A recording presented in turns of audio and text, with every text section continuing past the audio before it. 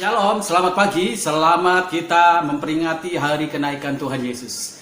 Sebelum kita beribadah bersama-sama, mari kita menyiapkan hati, menyiapkan pikiran roh kita semuanya supaya kita betul-betul bisa memasuki dan menambahkan sebuah kebenaran iman yang membawa kita dalam tumbuh dalam kebenaran-kebenaran yang sangat kuat dalam hidup kita semuanya. Sebelum kita memuji dan memuliakan nama Tuhan, mari kita berdoa bersama-sama. Bapa di dalam surga, kami menyiapkan hati dan pikiran kami. Kami siap memuji memuliakan nama Tuhan. Engkau adalah Allah yang mempunyai dan memiliki segala sesuatu yang ada dalam dunia ini. Kemuliaan ada pada Engkau, kejayaan ada pada Engkau. Itu sebabnya pagi ini kami memuliakan, mengagungkan nama Tuhan yang besar, yang ajaib, luar biasa. Terima kasih kami memasuki ruang maha kudus-Mu dengan darah anak domba Allah yang kudus. Dan kami dilayakkan oleh karenanya. Terima kasih, pujian hormat kami kepada Engkau, Allah segala Allah. Di dalam nama Tuhan Yesus kami berdoa, haleluya, amin. Selamat beribadah, Tuhan memberkati kita semuanya.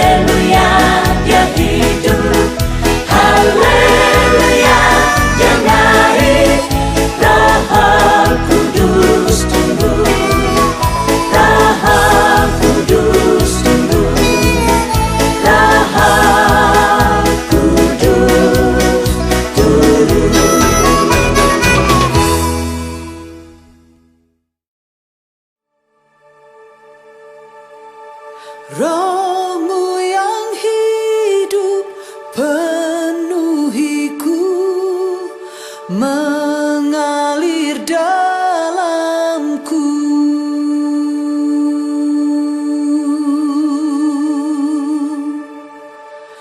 Jiwaku tenang bersamamu dalam naunganmu.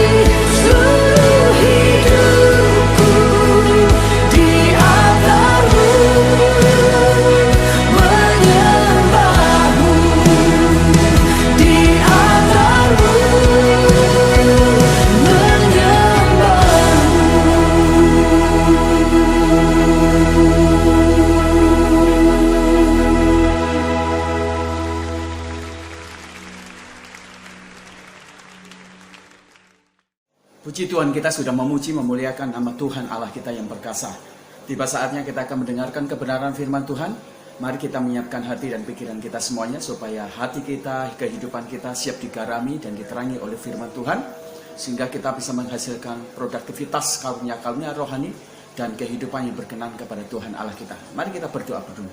Bapa di dalam surga, kami berterima kasih hari ini kami akan mendengarkan kebenaran firman Tuhan. Maka Tuhan, urapilah kami dengan Roh Kudus-Mu supaya kami yang bodoh ini memahami apa yang Tuhan inginkan dalam kehidupan kami, sehingga pada akhirnya kami menjadi pribadi yang terus-menerus diberkati oleh Tuhan. Terima kasih ya Tuhan, kami mengucap syukur dalam nama Tuhan Yesus Kristus kami berdoa. Haleluya, amin.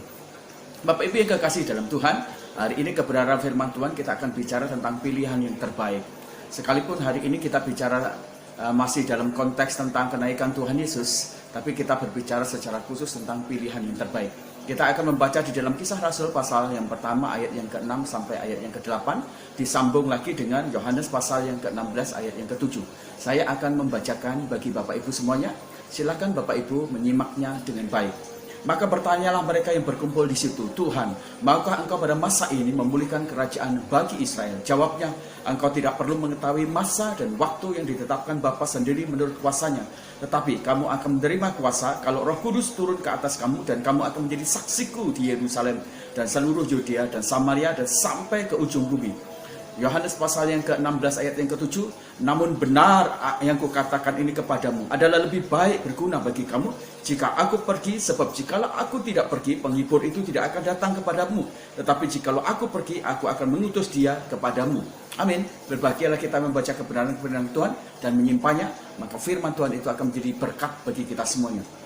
Saya yakin kita semuanya pasti menginginkan suatu hal-hal yang unggul dalam bidang segala apapun juga, termasuk dalam pilihan-pilihan kita semuanya. Kalau kita orang tua, pasti kita akan menginginkan anak kita mendapatkan satu pasangan atau jodoh yang baik, supaya mereka semuanya bahagia.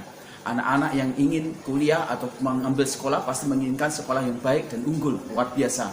Bahkan juga dalam pilihan-pilihan kita yang berhubungan dengan pembelian baju, pilihan-pilihan berkaitan juga dengan warna, segala sesuatu semuanya itu akan melibatkan sesuatu yang berkualitas dan unggul luar biasa.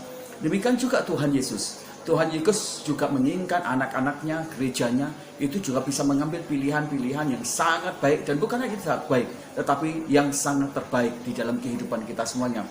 Pada waktu Yesus ingin naik ke surga, dan ketika Tuhan Yesus bersama-sama dengan muridnya, salah satunya dalam Injil Yohanes pasal yang ke-16 ayat yang ke-7 dia katakan, adalah lebih baik aku pergi meninggalkan kamu, karena dengan hal itu akan sangat berguna, sebab Roh Kudus akan dicurahkan atau dikirimkan kepada kamu untuk menjadi kekuatan penghibur bagi kita semuanya. Jikalau Yesus tidak naik ke surga, maka itu akan menjadi sesuatu yang sangat tidak berfaedah, karena ada satu pekerjaan-pekerjaan yang sangat luar biasa. Kalau Yesus berkata, pilihan yang terbaik bagiku adalah aku akan pergi, karena di sana akan ada penghibur, yaitu Roh Kudus sendiri.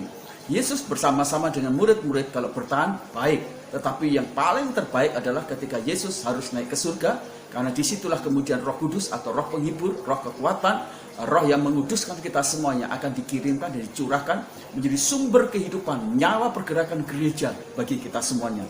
Nah, Bapak Ibu yang kekasih dalam Tuhan, maka ketika Yesus mendengar permintaan murid-murid dia yang ada, kalau kita membaca dalam Kisah Rasul pertama ayat yang ke-6 sampai ayat yang ke-8, ketika para murid meminta sesuatu yang baik, tetapi Yesus memberikan sesuatu pilihan yang sangat terbaik bagi mereka semuanya.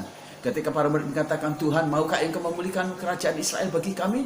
Yesus tidak menjawab, tetapi Yesus memberikan satu jawaban pilihan yang sangat terbaik bagi Petrus atau teman-temannya, atau bagi gereja yang jadi cikal bakal pergerakan proyek kerajaan Allah.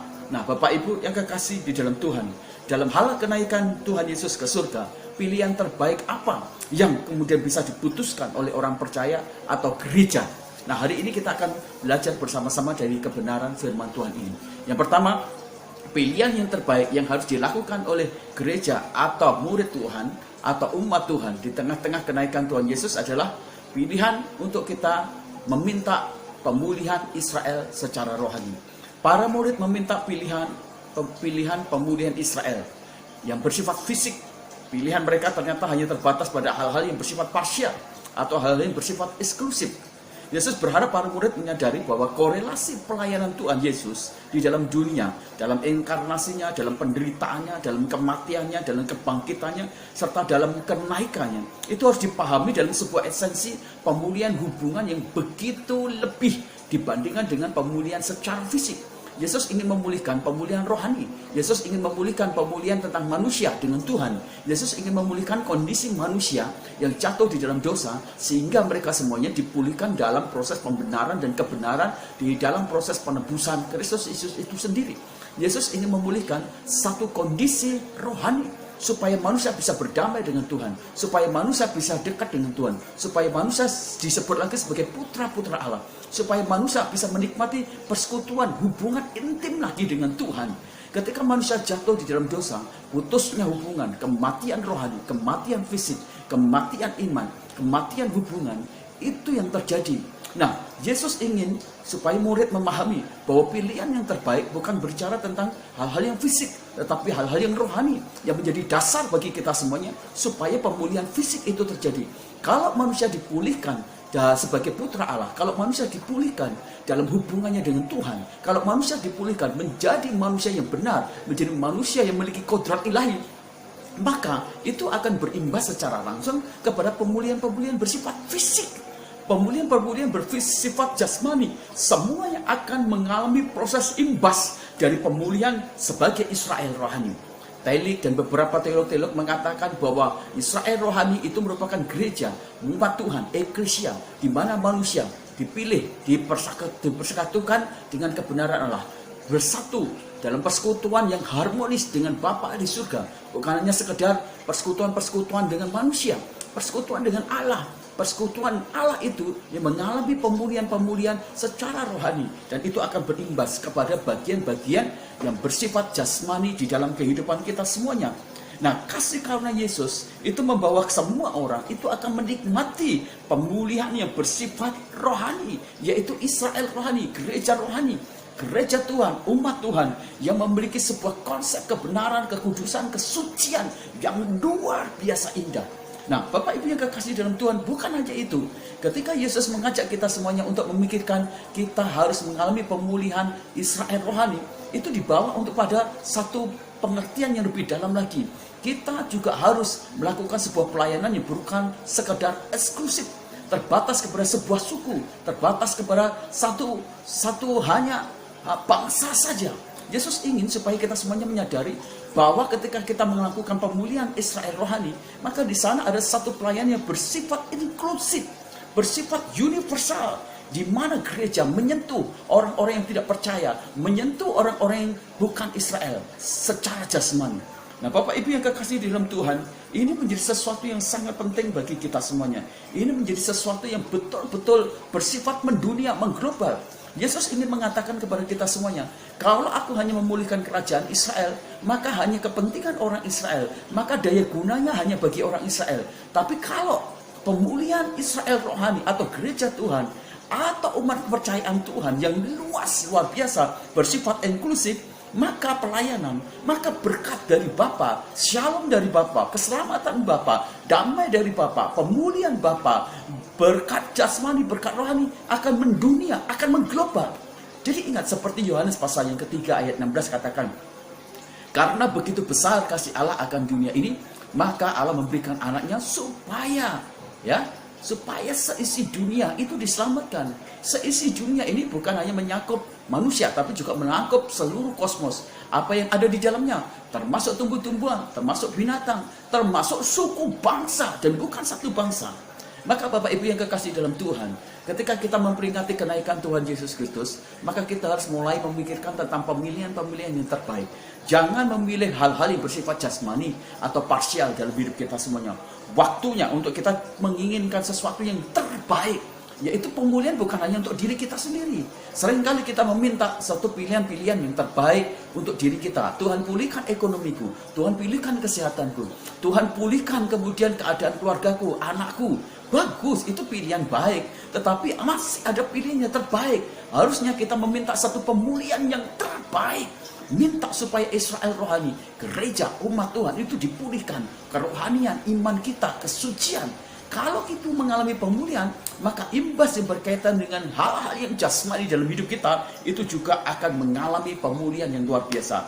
Waktunya gereja menyadari untuk meminta sebuah permintaan yang bersifat terbaik. Meminta pemulihan Israel rohani, gereja Tuhan, kebenaran Tuhan. Terus kemudian juga kesucian Tuhan yang bersifat mengglobal dan bukan hanya bersifat ras semata. Nah, Bapak Ibu yang kekasih dalam Tuhan, yang pertama apa yang dapat kita lakukan untuk kita bisa melakukan pilihan-pilihan yang terbaik seperti yang dilakukan oleh Kristus Yesus ketika dia mau naik ke surga, itu pilihan yang terbaik supaya Roh Kudus kemudian dicurahkan kepada gereja, kepada umat Tuhan yang percaya. Jadi yang pertama, pilihan yang terbaik adalah kita meminta pilihan supaya Tuhan memulihkan Israel rohani, membangkitkan gereja-gereja Tuhan, umat Tuhan, untuk menjadi umat yang kudus, menjadi berkat yang mengglobal, yang bersifat inklusif, menjadi shalom bagi banyak orang tidak percaya sama Tuhan, tersentuh oleh pelayanan-pelayanan bersifat inklusif mendunia. Dan saya yakin ketika kita memiliki proyek besar mendunia, maka Roh Kudus juga akan dicurahkan begitu limpah kepada gereja. Waktunya kita memberikan pilihan-pilihan yang terbaik supaya ada kebangkitan rohani bagi gereja Tuhan. Kalau kita melihat kondisi kita perhentikan tentang Israel jasmani dan Israel rohani atau gereja, maka kalau kita melihat Israel jasmani kalau dipulihkan itu hanya terbatas kepada suku Israel, bersifat eksklusif, ya. Tetapi kalau kita bicara tentang Israel rohani atau gereja Tuhan, maka di sana terbuka untuk semua bangsa, jadi bersifat inklusif, menyentuh setiap dimensi, bukan hanya Israel, tetapi semua bangsa di dunia ini. Mereka akan mendapatkan shalom, keselamatan dari Allah. Nah, kalau kemudian Israel jasmani yang dipulihkan hanya dibatasi geografis wilayah Israel. Tapi kalau kita bicara tentang wilayah yang bersifat gereja rohani atau Israel rohani, maka itu melintasi geografi. Semua yang bukan bangsa Israel, tidak ada geografis hanya di wilayah Timur Tengah, tetapi di Asia, di Eropa, itu sudah terjadi. Dan kenaikan Yesus itu yang memungkinkan pelayanan kemudian menembus batas sekat geografis. Semua daerah, semua wilayah negara melintasi batas geografi, mereka mendapatkan shalom, keselamatan, anugerah keselamatan, anugerah berkat-berkat rohani dari Bapa di surga. Nah, kalau hanya pemulihan Israel jasmani, apa yang terjadi? Hanya ada kerajaan jasmani, yaitu Israel saja. Tetapi kalau pemulihan Israel rohani, kerajaan Allah yang dibangun. Nah, kalau kerajaan Allah dibangun, berarti pemerintahannya itu mencakup kosmos. Bukan hanya dunia kita, mencakup kosmos, langit. Sampai langit yang belum kita lihat. Jagat raya itu begitu luas.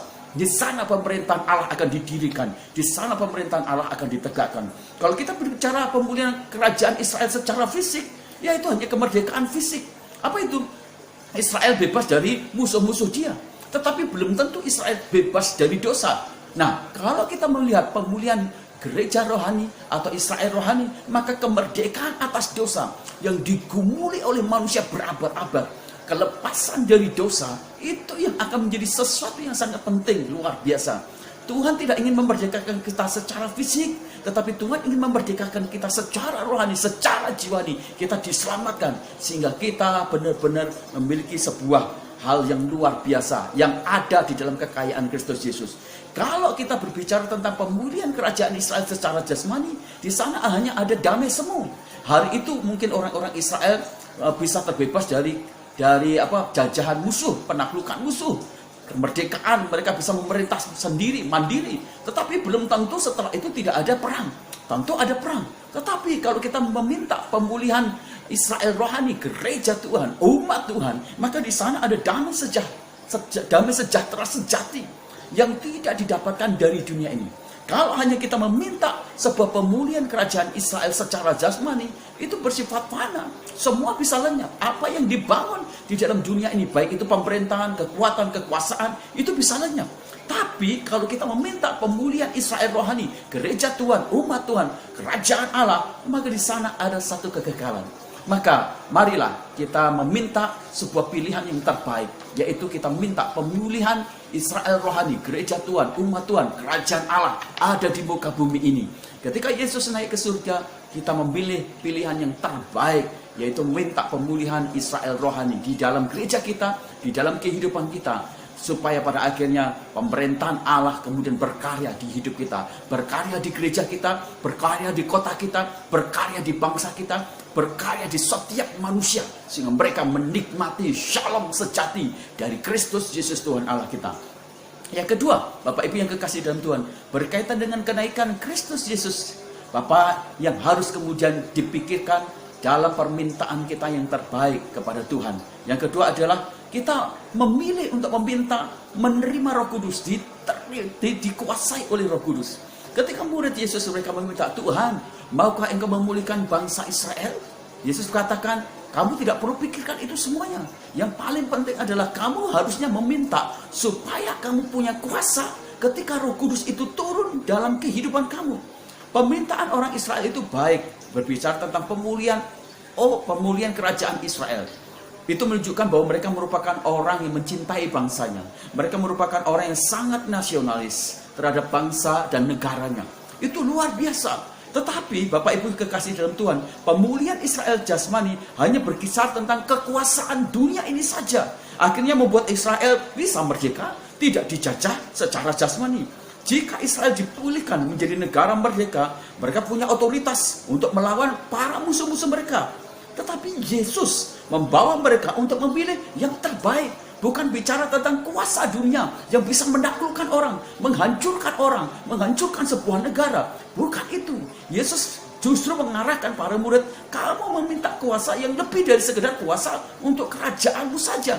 Kamu harus meminta sebuah kuasa di mana otoritas rohani, kuasa Roh Kudus itu sendiri dicurahkan atas hidupmu. Nah, kuasa Roh Kudus kalau itu dicurahkan, kamu akan punya kuasa. Kuasa untuk apa? Menaklukkan orang lain, menghancurkan orang lain, menghancurkan kerajaan lain. Bukan. Sebuah kuasa dari Roh Kudus yang akan menghancurkan dosa, menghancurkan hal-hal yang berhubungan dengan pertentangan, pemberontakan, sifat daging, sifat buruk, sifat yang membuat kita semuanya tidak bisa berkenan kepada Allah. Kita minta kuasa Roh Kudus supaya pekerjaan-pekerjaan jahat, pekerjaan-pekerjaan iblis dihancurkan, ditutup. Kita meminta kuasa Roh Kudus supaya karakter kita dibaharui, supaya karakter kita dibentuk seperti Allah. Kita minta kuasa Roh Kudus supaya hal-hal yang berkaitan dengan kedagingan itu kemudian dihancurkan dalam hidup kita semuanya. Kita minta kuasa Roh Kudus supaya akhirnya pekerjaan-pekerjaan keselamatan dinyatakan, penginjilan dinyatakan, diselamatkan begitu banyak, merebut orang dari api neraka, merebut orang dari kekuasaan kegelapan, dari kekuasaan dosa. Itu yang harus dilakukan dalam hidup kita semuanya. Jadi Yesus ingin supaya kita semuanya memikirkan yang terbaik, bukan hanya secara jasmani, bukan hanya hal-hal yang jasmani, bukan hanya kemerdekaan atas hal jasmani, tapi sesuatu yang jauh lebih besar. Kalau iblis ditaklukkan, kalau karakter kita dibentuk oleh kuasa Roh Kudus, kalau hal-hal yang buruk kemudian ditawan, kejahatan dikalahkan oleh kuasa Roh Kudus, maka di situ imbasnya adalah hal-hal yang jasmani itu kemudian akan mengikutinya. Bapak Ibu yang kekasih dalam Tuhan, kita butuh kuasa Roh Kudus.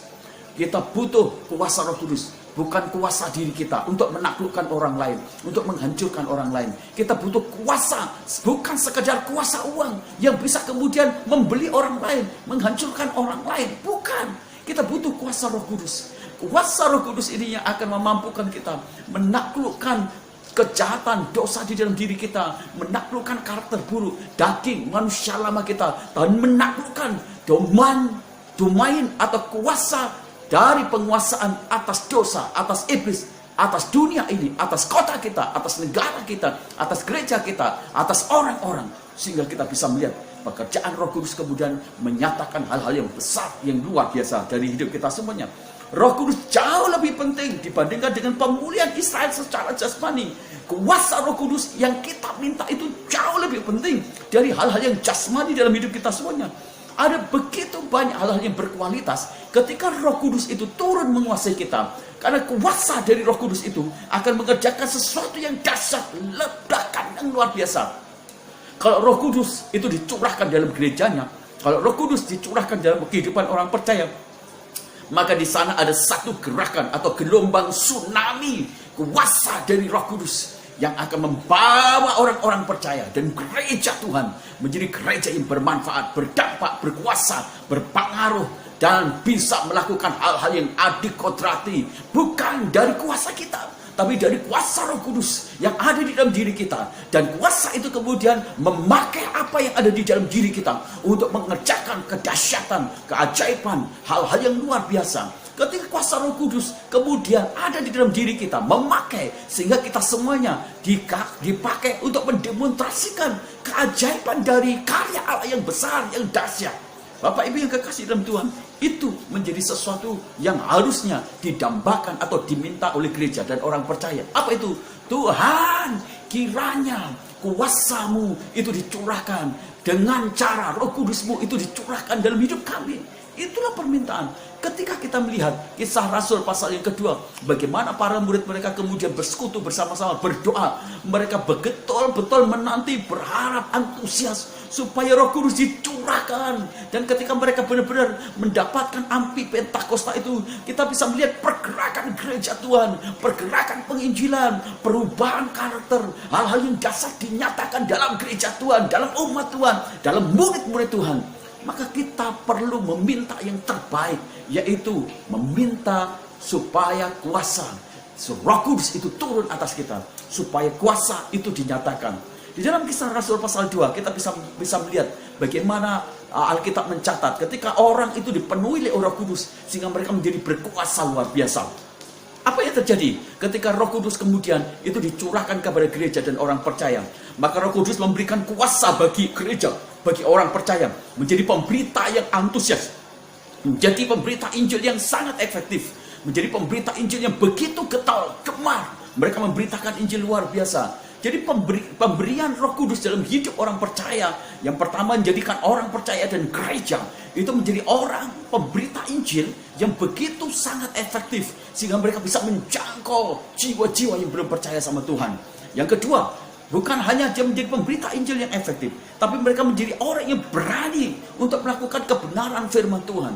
Jadi ketika Roh Kudus itu dicurahkan kepada gereja, kepada orang percaya, apa yang terjadi? Orang percaya menjadi berani untuk memberitakan, melakukan kebenaran firman Tuhan. Sekalipun mungkin ketika mereka melakukan kebenaran firman Tuhan, itu taruhannya mungkin juga bisa nyawa, taruhannya mungkin juga kerugian-kerugian yang ada di dalam diri dia. Tetapi ketika dia dipenuhi oleh Roh Kudus, mereka menjadi berani untuk menjadi pelaku-pelaku firman Tuhan yang hidup, yang terus-menerus gemar, yang antusias, yang efektif, yang maksimal. Sehingga ketika firman Tuhan itu dilakukan, maka di sana ada banyak kebenaran, akan banyak pernyataan-pernyataan tentang sesuatu yang berkaitan dengan kedaulatan firman Tuhan.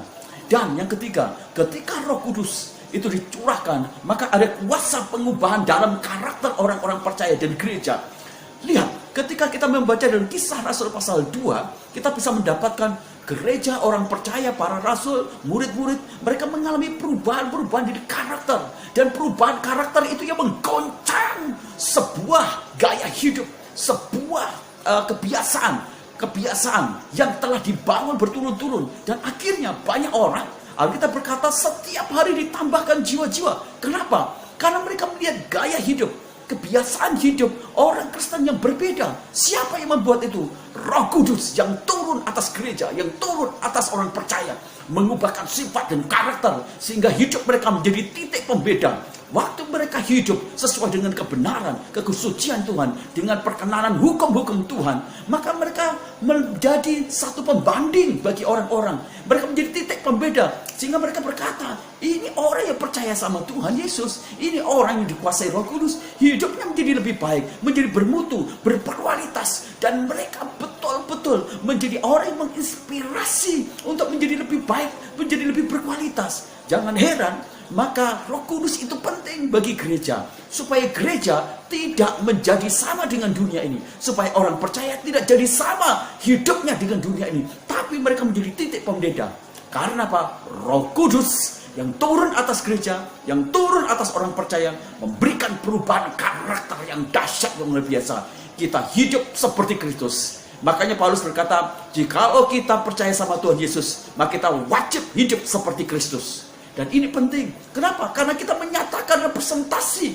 Kita bisa memancarkan kebenaran, kesucian, kasih dari Kristus Yesus yang telah dinyatakan penggenapannya di dalam Roh Kudus yang memancarkan, memberi kemampuan bagi kita semuanya memiliki kodrat adikodrati, memiliki kodrat Allah yang luar biasa.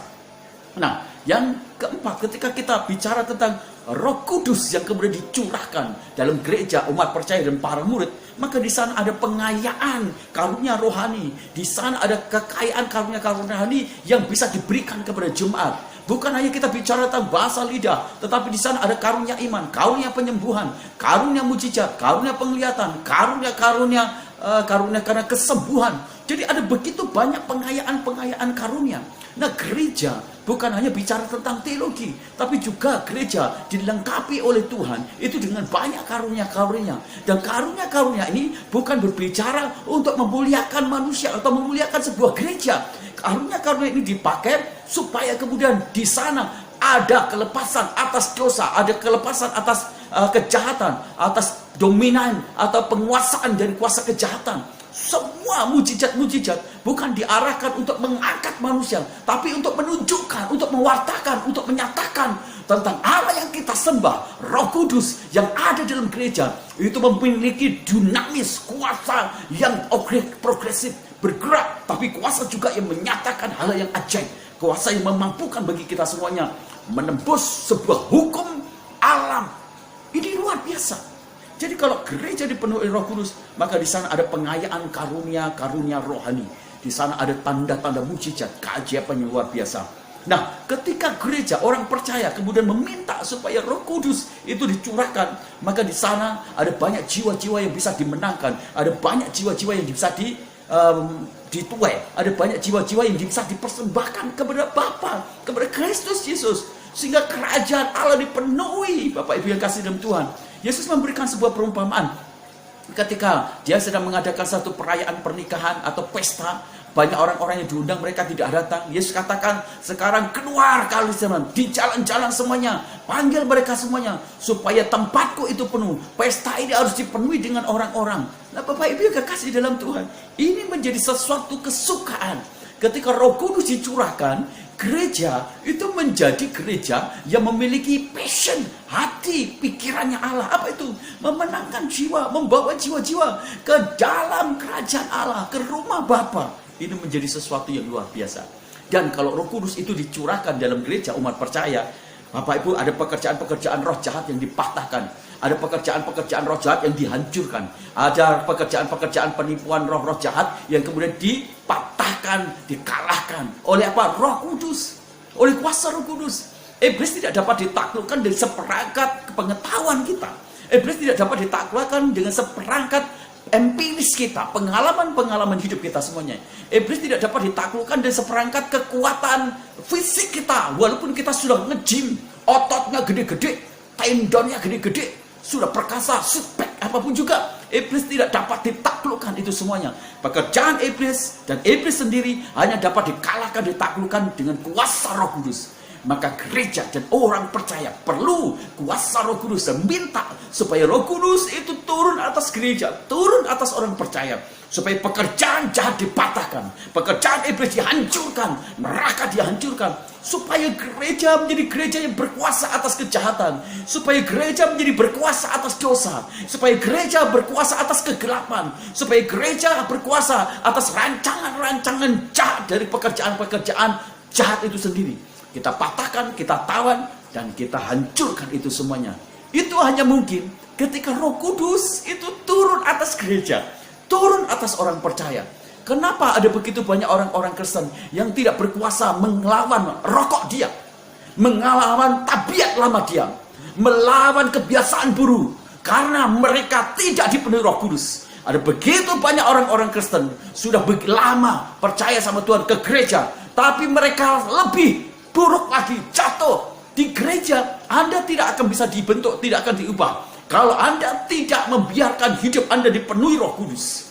Banyak orang-orang Kristen yang hidup lama, banyak orang-orang Kristen yang tetap tidak berubah, sama terus-menerus. Kenapa? Sebab mereka hanya menjadi orang-orang Kristen agamami, ritual, tradisi, Farisi, karena mereka tidak mau dibentuk dan tidak mau dikuasai oleh Roh Kudus. Ini waktunya gereja, orang percaya, meminta supaya hidupnya dipenuhi Roh Kudus.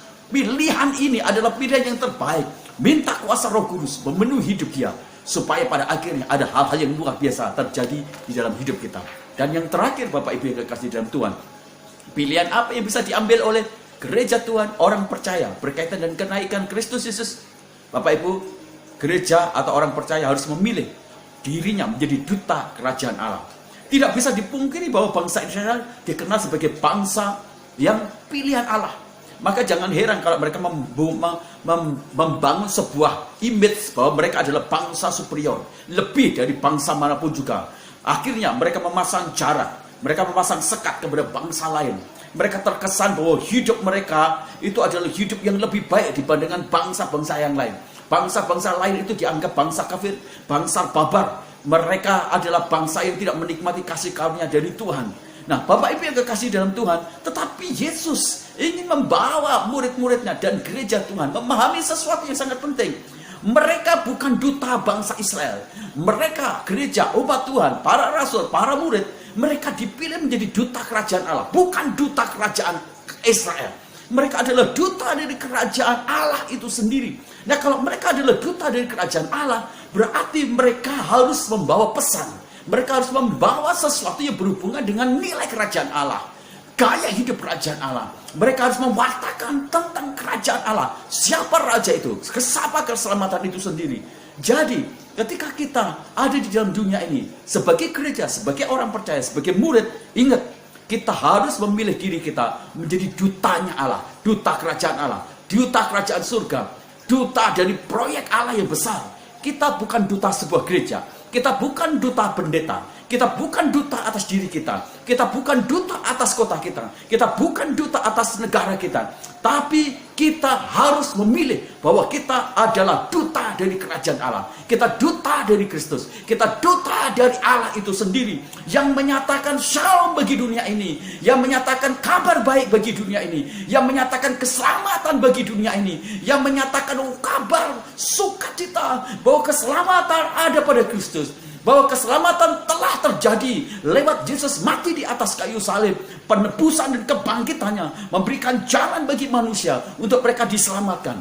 Bapak Ibu yang kekasih dalam Tuhan, kita mungkin bekerja di sebuah bidang-bidang atau di sebuah perusahaan. Kita mungkin akan menjadi duta untuk apa yang kita lakukan dalam perusahaan kita. Tapi ingat, semua hal yang berkaitan dengan kita lakukan itu bisa mengangkat nama kita. Tapi ingat, itu hanya terhenti kepada kita di dunia ini. Tapi kalau kita jadi duta kerajaan Allah, kita akan punya nama juga di dunia, tapi juga itu akan punya nama di kerajaan Allah. Kita kalau menjadi duta dunia, duta perusahaan, kita hanya tercatat di dunia ini. Belum tentu kita tercatat di kerajaan surga. Tapi kalau kita menjadi duta kerajaan Allah, nama kita akan juga tercatat di dunia. Tapi yang paling penting, nama kita juga tercatat di buku kehidupan. Maka pilihlah kehidupan kita untuk dipersembahkan menjadi dutanya Allah. Bukan duta kerajaan dunia, bukan duta diri kita, duta daging kita. Duta sebagai pekerjaan-pekerjaan jahat, jangan mau. Kita bukan dutanya iblis, tapi kita harus memilih menjadi duta kerajaan Allah. Yesus berkata di dalam Kisah Rasul pasal yang pertama ayat ke-7-8 tadi katakan demikian, kamu nanti akan menjadi saksiku. Ya, kamu akan menjadi saksiku di Yerusalem, Yudea, Samaria, dan sampai ke ujung bumi. Kita akan menjadi saksi Kristus, saksi kerajaan Allah. Kita bukan saksi untuk kerajaan Israel. Kita bukan menjadi saksi juga untuk kerajaan dunia ini. Kita bukan menjadi saksi untuk gereja kita. Tapi bukan menjadi saksi untuk pendeta atau untuk diri kita. Tapi kita menjadi saksi atau menjadi duta dari kerajaannya Allah. Saksinya Kristus. Ini yang harus kita pilih. Maka pikirkan, kalau kamu akan jadi duta dari sebuah perusahaan, maka kamu tidak akan main-main dengan hidupmu. Kamu akan menata hidupmu, kamu akan menata pesan, konten kata-katamu, kamu akan menata performamu, kamu akan menata dan kamu akan membawa nama baik bagi perusahaan. Atau kalau kamu menjadi duta sebuah perusahaan, kamu akan jaga image, nama baik, kamu akan jaga kemudian juga performan dari kerajaanmu, supaya kemudian punya reputasi. Demikian juga, kalau kita menjadi dutanya Allah, kita harus mirip hidupnya dengan Kristus, pikirannya dengan Kristus, perilakunya dengan Kristus. Bahkan tujuan hidup kita, visi kita harus mirip dengan Kristus, mirip dengan kerajaan Allah. Kita sama, karena apa yang kita lakukan sebagai duta Kristus, itu harus memiliki kesamaan dengan apa yang mengutus kita. Kita harus punya kesamaan dengan Raja kita. Bagaimana kita menjadi pewarta, pembawa kabar baik, Kalau hidup kita tidak sesuai dengan kabar yang kita bawa, pesan, atau kita sesuai dengan raja kita, ya kita nggak akan didengar. Para murid, mereka menjadi pewarta Injil yang luar biasa efektif, karena mereka menjadi duta Allah. Hidupnya sama dengan Allah, mirip, dan mereka betul-betul plak. Dan itu yang membuat kemudian apa yang diberitakan itu menyentuh hati, mendarat di kehidupan orang, sehingga mereka dimenangkan, sehingga mereka menjadi percaya kepada Kristus. Ingat, jadi pilihlah untuk hidup kita menjadi duta Kristus. 1 Petrus pasal 2 ayat 9 katakan demikian. Tetapi kamulah bangsa yang terpilih, imamat yang rajani, bangsa yang kudus, umat kepunyaan Allah sendiri, untuk memberitakan perbuatan-perbuatannya yang besar dari Dia yang telah memanggil kamu keluar dari kegelapan pada terangnya yang ajaib. Ingat, kita akan mewartakan tentang Yesus, tentang kerajaan Allah. Kita tidak sedang mewartakan tentang diri kita. Kita tidak sedang mewartakan kebaikan kita. Kita tidak sedang mewartakan tentang moral kita. Kita tidak sedang mewartakan tentang kejayaan kita, kehebatan kita. No, bukan. Kita sedang mewartakan tentang kerajaan Allah, tentang Kristus, kebaikan Allah, kasih Allah, keselamatan Allah, nama Allah, kerajaan Allah yang ditegakkan, yang ditinggikan, yang dipermanenkan. Itu yang kita wartakan. Dan bukan tentang siapapun juga. Gereja berdiri kepada satu komitmen bahwa mereka adalah dutanya Allah, mewartakan Yesus, mewartakan kerajaan Allah, mewartakan Injil, mewartakan keselamatan. Maka saya yakin gereja itu akan memiliki pengaruh yang hebat. Eklesia itu artinya salah satunya adalah dia yang mengendalikan kota, dia yang menentukan kota, dia yang mempengaruhi kota. Kalau beritamu adalah berita Injil, kalau beritamu atau pesanmu adalah kerajaan Allah tentang Yesus Kristus, maka engkau akan menentukan kota, engkau akan mempengaruhi kota, engkau akan membentuk kota itu sendiri. Tapi kalau berita yang kau bawa adalah berita dagingmu, kebiasaanmu, berita tentang dirimu, berita tentang gerejamu saja, berita bukan tentang Kristus, maka engkau tidak akan memiliki dampak, tidak bisa menentukan, tidak bisa mempengaruhi, tidak bisa melakukan transformasi bagi kotamu. Kita hanya bisa mengubah orang ketika mesej atau pesan kita adalah pesan kerajaan Allah. Ingat, kita duta Allah, kita budaknya Allah. Pesan yang paling absolut adalah tentang Allah dan bukan tentang dunia ini. Pesan yang paling penting tentang Kristus dan bukan tentang kita. Pesan yang paling penting adalah kerajaan Allah dan bukan tentang gereja kita. Jadi begitu banyak orang-orang mendengung-dengungkan, mengagungkan gereja dia yang paling hebat, gereja dia yang paling benar. Saya mau katakan itu adalah false. Itu adalah mal pesan. Itu adalah mal mesej. Kita harus tahu bahwa kita menyampaikan kabar tentang keselamatan, Injil, kerajaan Allah, Kristus, Allah yang kudus. Itu yang kita beritakan. Dalam 2 Korintus pasal 5 ayat yang 20 katakan demikian. 2 Korintus pasal 5 ayat 20 katakan, kami adalah utusan-utusan Kristus, menjadi pengantara dalam nama Yesus, supaya olehnya orang itu diperdamaikan dengan Allah. Inilah berita yang kita bawa. Jadilah duta-duta yang membawa pesan ilahi, pesan kerajaan Allah, pesan damai, pesan shalom, keselamatan, pesan dari Kristus, supaya dunia melihat Yesus dan bukan melihat kita, bukan melihat gereja, bukan melihat pendeta, bukan melihat orang-orang yang sepertinya hebat. Lihat Yesus. Siapa yang membuat Yesus tersingkir dari yang pertama, menjadi pesan pertama, berita utama. Siapa yang menyingkirkan Allah menjadi pesan pertama, kebenaran, keselamatan dari pesan pertama. Sebenarnya mereka sedang membangun pelayanan berhala, pelayanan penghancuran itu sendiri. Maka jadilah duta-duta Kristus. 3 pesan yang berkaitan dengan kenaikan Yesus ini kiranya memberkati jemaat, supaya kita semuanya berdiri pada satu kebenaran. Mari kita berdoa bersama-sama. Bapa di dalam surga, kami berterima kasih karena kami boleh dikuatkan, diteguhkan lagi di kenaikan Yesus ini, untuk kami menjadi pemilih-pemilih yang terbaik seperti Engkau. Tuhan, Engkau bisa melayani di dunia karena Engkau sudah bangkit. Tetapi Engkau berkata adalah lebih baik, adalah lebih berguna, adalah lebih bermanfaat. Itu sebabnya Engkau memilih naik ke surga supaya Roh Kudus dicurahkan. Maka kami tahu juga bahwa Engkau memberikan satu pesan yang sangat penting, supaya umat Tuhan, supaya gereja Tuhan juga menjadi orang-orang yang bisa memilih yang terbaik. Kami ingin memilih Tuhan, bukan pilihan-pilihan duniawi. Kami ingin memilih pemulihan Tuhan Israel rohani, gereja Tuhan, kerajaan Allah di muka bumi ini, supaya pada akhirnya kami menjadi orang-orang yang bisa melayani secara inklusif dan menjadi berkat bagi banyak orang. Kami juga memilih Tuhan, untuk kami memiliki kuasa Roh Kudus, supaya Roh Kudus itu dicurahkan, diturunkan atas kami. Dan kami juga memilih supaya kami menjadi duta-duta Allah, bukan duta untuk diri kami, bukan duta untuk dunia ini. Tuhan, terima kasih. Engkau memberkati seluruh jemaat, supaya mereka diberikan hikmat marifat, mereka menjadi orang yang bangkit, mereka merindukan Roh Kudus yang akan Kau kirim Tuhan, Roh Kudus yang akan ada dalam hidup orang percaya, Roh Kudus ya Tuhan, supaya mereka semuanya bisa bangkit mengalami pemulihan dahsyat luar biasa dalam nama Tuhan Yesus. Tuhan, kami berdoa untuk bangsa dan negara kami. Engkau memberkati pemimpin negara kami, Pak Jokowi dan Pak Ma'ruf Amin. Engkau memberkati jajaran kementerian, lembaga tinggi dan lembaga tertinggi yang lain, supaya mereka bisa bersinergi membawa Indonesia itu mengalami jalan solusi keluar dari setiap masalah imbas COVID ini, baik di bidang ekonomi, di bidang kesehatan, di bidang sosial, di bidang-bidang apa saja Tuhan, supaya pada akhirnya Indonesia ini benar-benar. Kami berdoa Tuhan, pasca lebaran ini Tuhan, Engkau lindungi, jagai bangsa negara kami, supaya tidak ada ledakan gelombang tsunami COVID, tetapi supaya tangan Tuhan menyertai bangsa Indonesia, dijagai supaya COVID ini bisa terkendali Tuhan.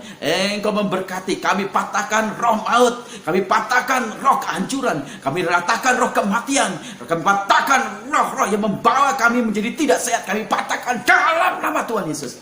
Terima kasih. Engkau memberkati Indonesia kami juga, supaya bangsa Indonesia mengenal Kristus Yesus sebagai Tuhan dan Juru Selamat mereka. Kami berdoa untuk yayasan-yayasan misi, penginjil-penginjil, kami berdoa untuk wilayah-wilayah yang tertutup Injil. Tuhan, kami minta, kami patahkan setiap kuasa-kuasa roh teritorial, supaya Injil akhirnya diberitakan di sana. Roh-roh agamawi kami patahkan, kami hancurkan dalam nama Tuhan Yesus, supaya terbuka pemberitaan Injil, supaya orang mengenal berita Injil yang luar biasa. Kami berdoa juga Tuhan untuk para sponsor-sponsor kami yang memberkati kami, mereka yang terus-menerus mengasihi kami, dan supaya akhirnya kami bisa ibadah Tuhan di hotel lagi. Kami berdoa Tuhan yang memberikan kepada kami beasiswa untuk anak-anak kami, Engkau memberkati berlipat kali ganda. Kami berdoa untuk satu pribadi, satu orang yang berjanji bernasar untuk membangunkan kami gereja Tuhan. Engkau memberkati bisnisnya, Engkau memberkati hatinya, komitmennya, supaya dia benar-benar Tuhan. Kami memberkati keluarganya, kekuatan kesehatannya. Terima kasih. Kami berdoa untuk gereja kami juga Tuhan. Engkau memberkati pergumulan jemaat kami, mereka yang memiliki pabrik. Nah, sementara ini mereka mengalami penurunan Tuhan dalam bidang Tuhan transaksi jual beli. Tuhan, Engkau pulihkan. Kau berkata Tuhan, bangsa Israel mengalami masalah tulah, tetapi mereka tinggal di Gosenmu, tinggal di tempat spesialmu, tinggal di pemeliharaanmu, tinggal di dalam berkat khususmu. Kami doakan jemaat-jemaat kami, mereka yang punya pabrik, mereka yang memiliki usaha baru, mereka yang baru memulai usaha, mereka yang bekerja sebagai seorang karyawan.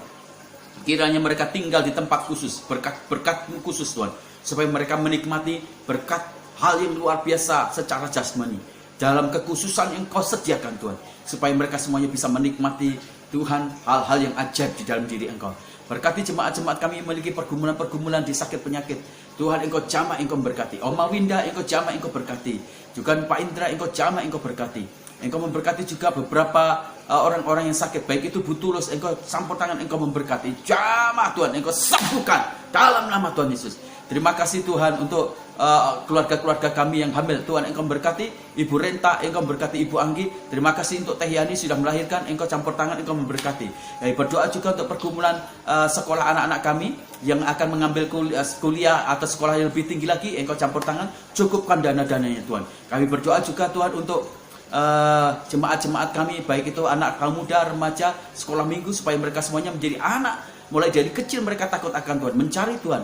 Mereka sangat antusias Tuhan untuk beribadah, untuk menggali kebenaran firman Tuhan, supaya pertumbuhan rohani, pertumbuhan iman, pertumbuhan karakter terjadi di jemaat kami, baik itu oma-oma, opa-opa, baik itu orang dewasa, baik itu remaja, pemuda, baik itu anak sekolah minggu, sehingga pada akhirnya semua yang kami lakukan itu benar membangun sebuah kehidupan yang merepresentasikan Kristus. Kami berdoa supaya gereja kami menjadi berkat juga Tuhan. Terima kasih. Kami mengucap syukur Tuhan untuk kebenaran firman Tuhan dan ibadah kami pagi ini. Dalam nama Tuhan Yesus kami berdoa. Akhirnya keluargaku yang kekasih dalam Tuhan, angkat kedua tanganmu dan terimalah berkat Tuhan.